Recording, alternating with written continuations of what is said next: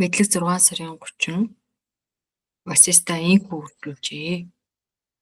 Хязгааргүй хийгээд төвчээр хатуужилтай оюун ухааны хүчээр хүсэл найдварын бүх хүлээсийг тасдаж сайн үйл, муу үйл, эдгээр зүйлийн цаана хязгаарт хүр. Хүн өөрийгөө таних мэдлэгт бат бөх үндэслсэн үед хамгийн хүчтэй хорч өвчүү мөнхийн аршаан болон хувирдаг. Энэхүү өөрийгөө таних мэдлэг мунхагт автах үед л ертөнцийн хуурмаг үзэгдэл оюун ухаан бий болдог. Харин хязгааргүй, хэмжээлшгүй, юунд ч үл баригдах өөрийгөө таних мэдлэгт бат суусан цагт ертөнцийг хуурмаг байдлаар харахад хүргэсэн тэрхүү төрөгдөл нь мунхаг төгсгөл болдог.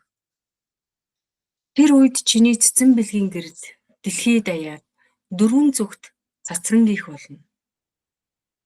Өөрийгөө таних үе хэлбэртэй өхөршгүй мөнхийн аршааны хүртсэн хүнд мэдрэхүүн таашаал цэнгэлэн зовлонтой мэт санагддаг. Бид зөвхөн өөрийгөө танин мэдсэн хүмүүстэй л нөхөрлөхийг хэрмэлздэг. Бусд нь хүндүртэй илчгэнүүд юм. Заанууд урд алхаагаар урагшилдагтай адил ухамсарын дээд төлөв төрсөн мэргэд ухамсарын хамгийн дээд оргил өөд тэмүүлдэг. Тэдэнд ямар ч гадны тусламж байхгүй бөгөөд ямар ч нар тэдний замыг гэрэлтүүлдэггүй. Өөрийгөө таних мэдлэг л тэдний цорын ганц гэрэл юм. Үнэн дээр үд дундын нарны гэрэлд, дэнлүүний гэрэлд замхардаг шиг объектив хүртгүй болон мэдлэгийн хүрээнээс салсан тэдний хувьд нар болон ертөнц хүртэн мэдрэгдэх бодит объектившүүлдэг. Өөрийгөө танин мэдсэн мэргэн үннийг мэдэх чинь гэрэлтсэн алдар сууд хүчрхэг агуу бөгөөд төгс цөгөлдрийн шинж гэж үздэг. Босод чанаруудыг өөртөө агуулсан хүмүүсийн донд хамгийн дээд нь байдаг. Эдгээр мэргэд энэ ертөнцид нар, гал, сар, одод бүгд нийлээд байгаа мэт гэрэлтдэг. Нөгөөдөөр өөрийгөө танин мэдлэгт хүрээгүй хүмүүс үт хорхооноос ч дор байдаг. Хуурмаг үзэгдлийн сүнс нь хүнд өөрийгөө танин мэдлэг төрөн гарах хүртэл түүнийг зовоосоор байдаг.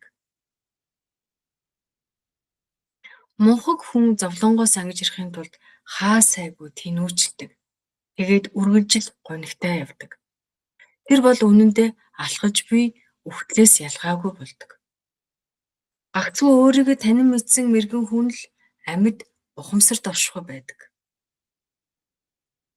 Тэнгэрт өтгөн үл хуралдахад нарны гэрэл халахлагддагтай адил оюун ухаан бузар муу муухай зүйлс хийгээд мунхгаар дүүрж бүүдиших үед өөрийгөө таних мэдлэгийн гэрэл халахлагддаг.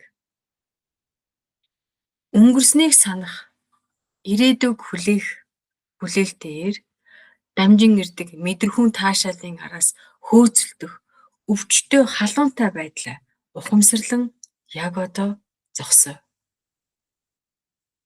Өөртөөгөө тэмцэлгүйгээр дотоод амар амгалан руугаа өнгөж дээд амтыг мэдэрснээр тэрхүү үргэлж өсчиж байдаг тэрхүү ядаргаатай сэтгэлийн хүлээсийг аажмаар сулруул.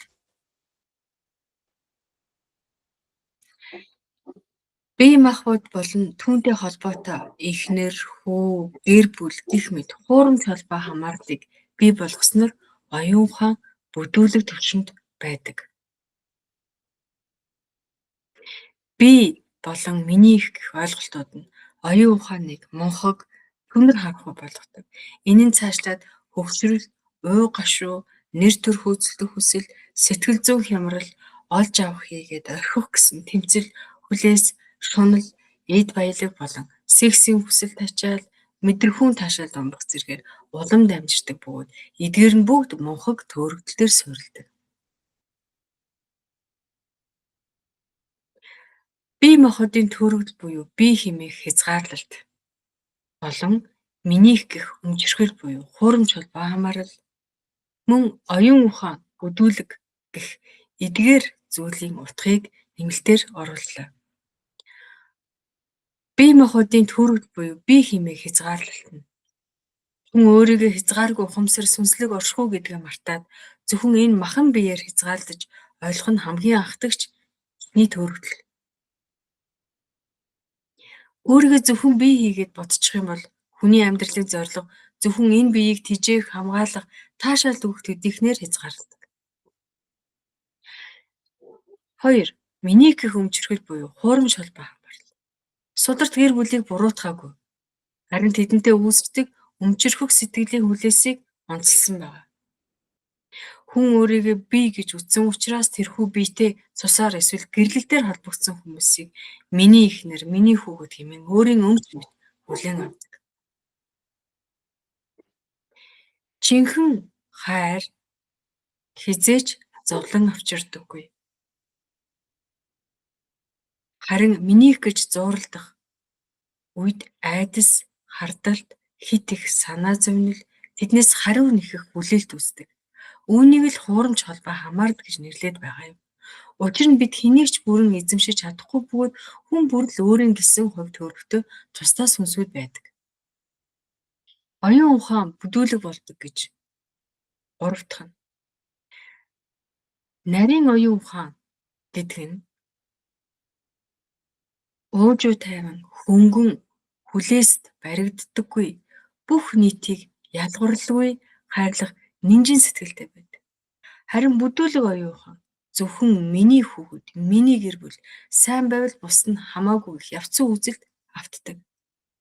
Айдас түгшүүр, шунал, атаархлаар дүүрч дотоод гэрэл гэгээг алдан хүндэрч зөвхөн материалын төвшөнд ажиллаж эхэлдэг.